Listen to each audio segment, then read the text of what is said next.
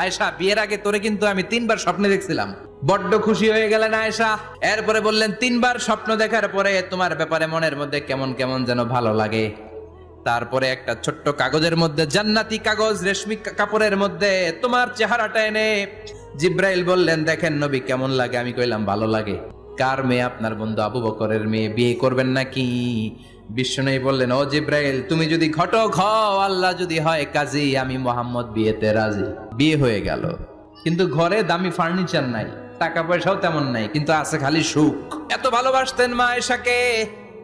মা আয়েশা গ্লাসের যেই জায়গা দিয়ে পানি খেতেন, বিশ্বনবী ওই জায়গায় মুখ লাগিয়ে পানি খেত। মা আয়েশা গোশতকে হাড্ডি ফেলে দিলে বিশ্বনবী ওই হাড্ডিটা নিয়ে চষতে শুরু করে দিত। এক বালতি থেকে পানি নিয়ে দুইজনে গোসল করত। আবার বিশ্বনবীর সাথে সাথে মাঝে মাঝে বায়না ধরতো, মাঝে মাঝে রাগও করত। বিশ্বনবী বলেন, আয়েশা, কখন তুমি রাগ করো, কখন তুমি